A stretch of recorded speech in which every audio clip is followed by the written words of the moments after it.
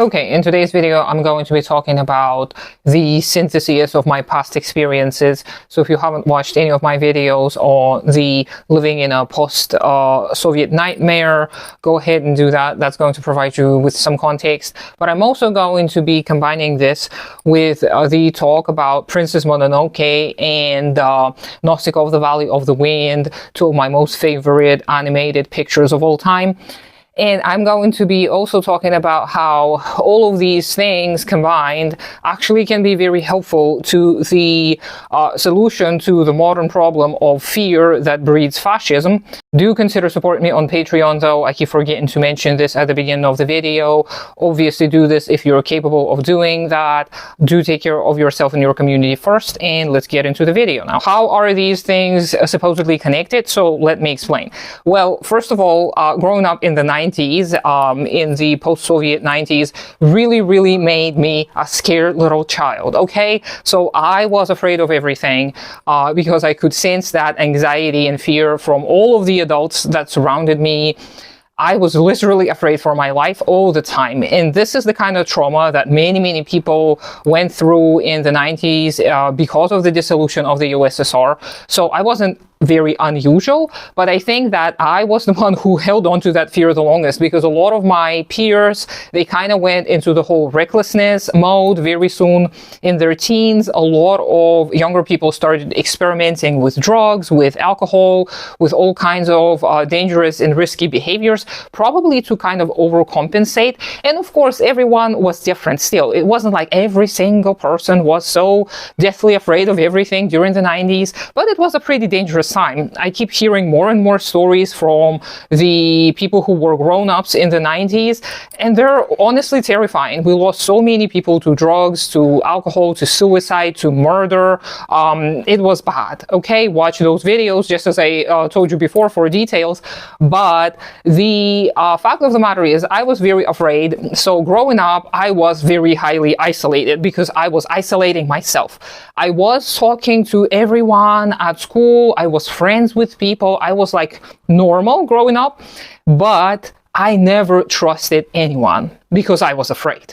Again, just as I keep saying that fear breeds fascism in the conditions that we currently live in, because capitalism postulates it's actually normal to step on people to advance yourself. It's actually normal to sacrifice people's lives for the sake of profit. So unconsciously, it gets into everyone, including children. So I think that as a child, I actually intuitively understood that trusting other people may be dangerous, because you never know what kind of agenda they may have. You never know what kind of conditions they may have. So what if they want to take advantage of you? And obviously, my parents contributed to this by actually repeating some of these notions, some of these capitalist lies, talking about how, oh, you know, we live in a wolf's world. Everybody lives according to the principle of the survival of the fittest. It's either they will eat you, or you will hide, or will face them and fight them, etc. Obviously, they didn't say it like this, but this is the gist of things. This is how I perceived, sensed the world from a very young age. But that led me to encounter a problem in my teens. In your teens, you are supposed to start developing more meaningful connections to people outside of your family.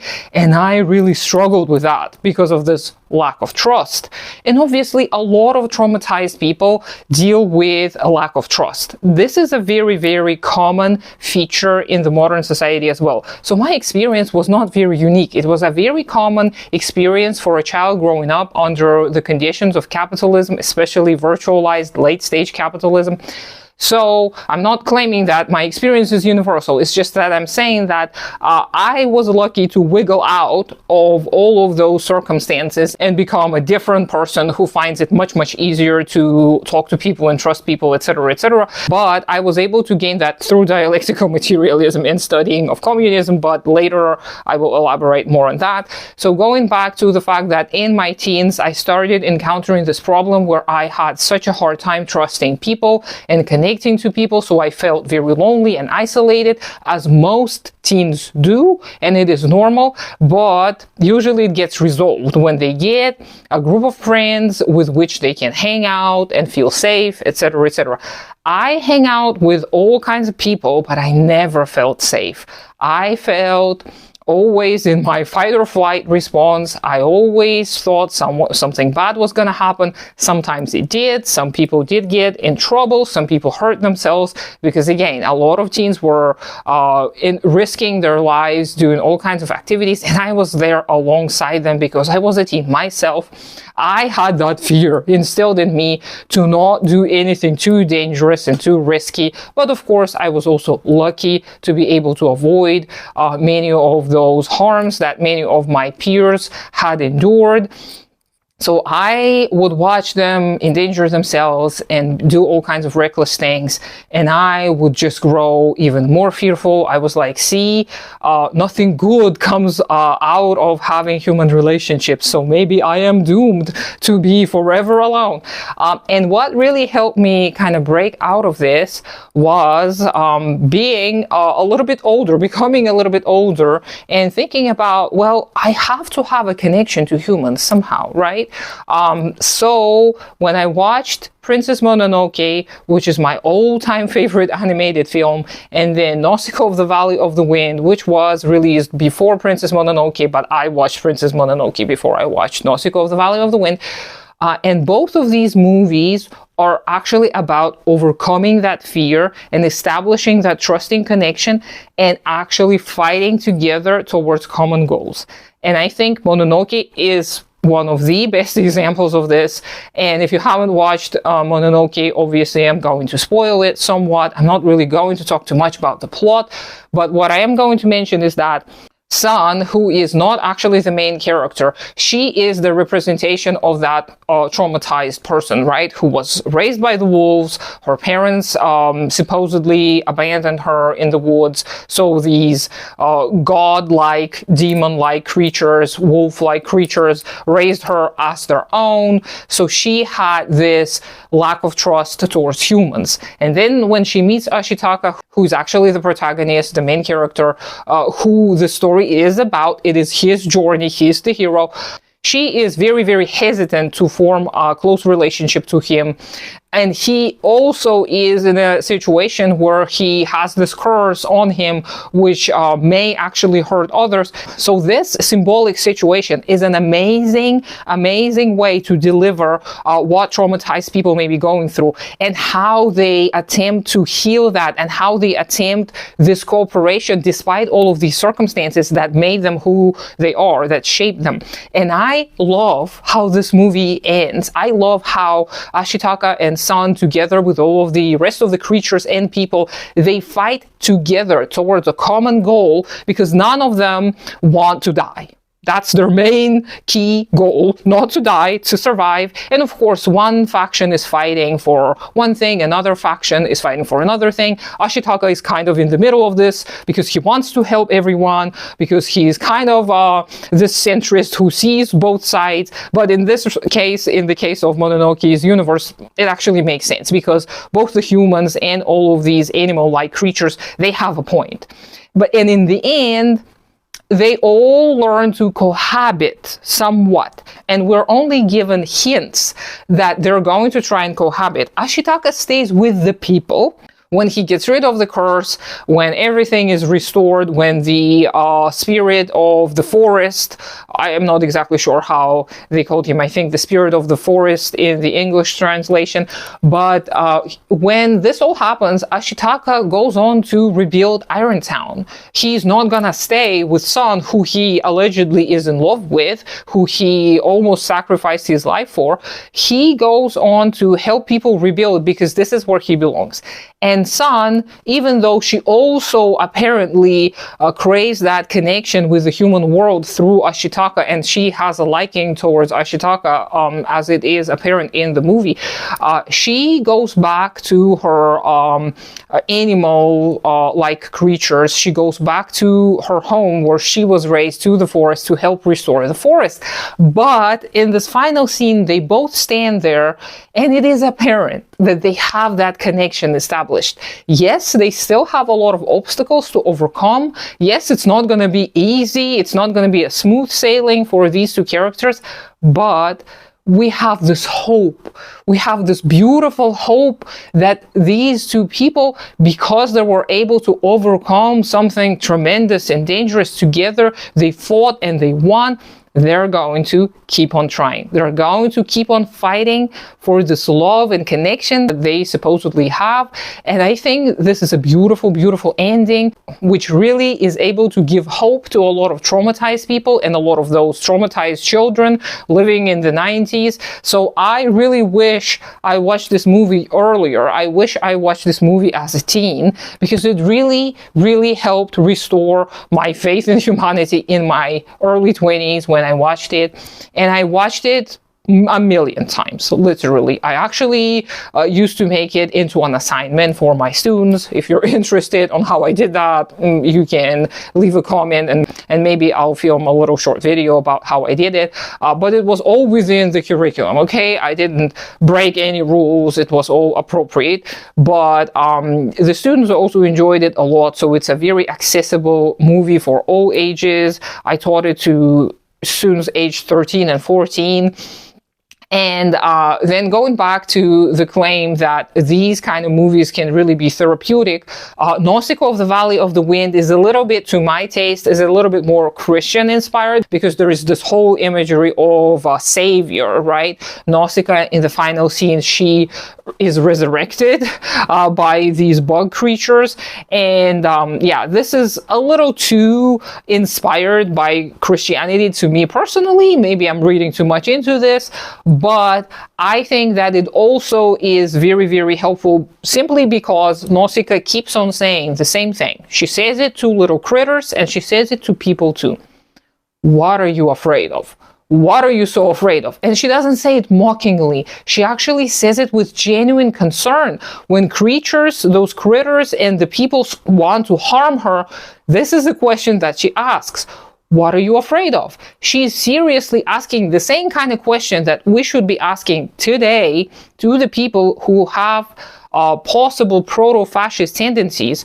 What are you afraid of? Because this kind of behavior, this desire to destroy something preventatively, hopefully I said that word right.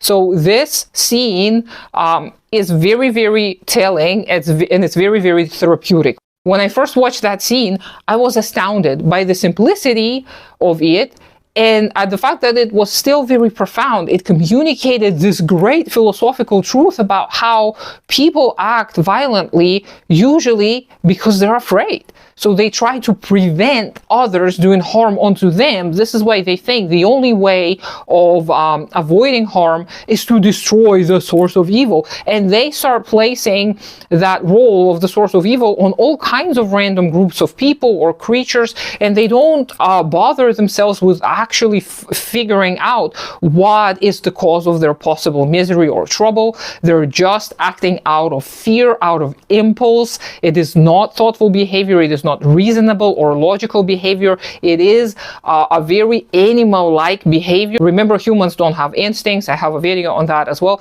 But when people act this way, they start resembling animals as well. But we're not. We're not animals. We actually have our minds, our beautiful brains, to be able to see that, well, usually it is not a select group of people that is targeting us. Same goes for capitalists, by the way. I think I already mentioned that. Capitalists are not evil.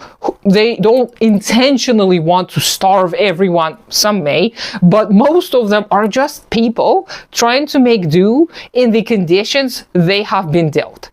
And they just so happen to be born into money or happen upon a pile of money or resources, usually again by the privilege of birth, and they just make do. They kind of do the things according to the rules, unspoken rules, many of which are that Marx described, of capitalism, of competition, and of growing your profits, because that's the only way that is available to them right now. I'm not saying that they're all going to change their ways as soon as we start building socialist or communist project, but it is the circumstances, the conditions of life that push people towards such behavior. behavior. Same as in Nausicaa and Mononoke, the people there, they acted out of necessity, but this necessity was perceived. So remember when I talked about Lacan and delirium?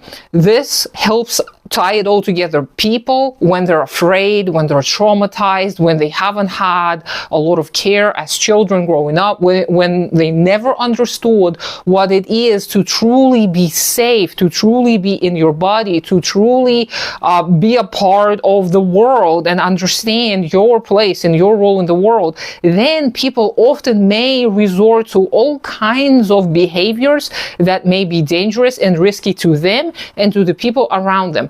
And capitalism pushes us all towards precarity. So we start acting very irrationally, very chaotically. We start making rash decisions. We start competing. We start becoming envious and angry. And of course, it's not about feeling good. It's not about, oh, you stop being jealous of all those capitalists. No, it is about restoring justice and reason, which allegedly people never had, but at least we had some attempts in the past that didn't destroy the world around us. And we can learn from primitive communist societies and gain certain lessons and then implement them into the future using the technologies that we already have without denying progress. We are able to create those kind of synthesized communities where we will be providing for the children not only great animated movies like Princess Mononoke or Nausicaa of the Valley of the Wind, but also the loving care that every single child, every single human deserves from birth.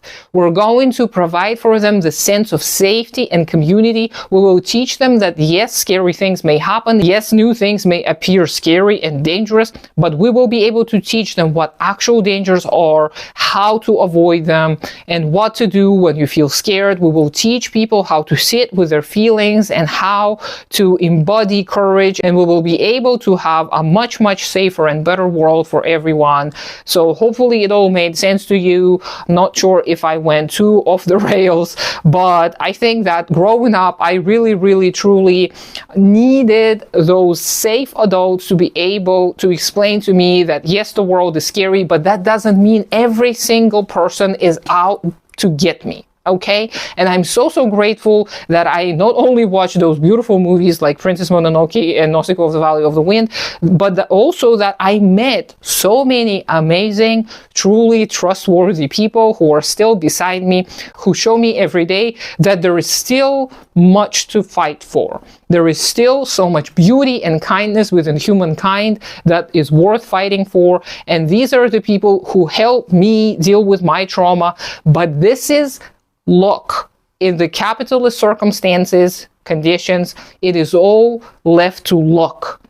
We can do so much better than that. We can do so much better than allow our children to endanger themselves, to allow our loved ones to be afraid for no apparent reason. We can provide so much support and care if we only strive together towards returning the means of production and then learning to cooperate, just as they did in Nausicaa of the Valley of the Wind and Princess Mononoke. We can fight all the evil together. We can restore the world. We can help nature restore itself. We can do it if we only do it together, if we only start organizing together. So let me know what you think. I hope you have a great day today. Consider supporting me on Patreon. Do take care of yourself and your community first. Subscribe to me on all the social medias, even though I don't do much there. And I'll talk to you sometime later.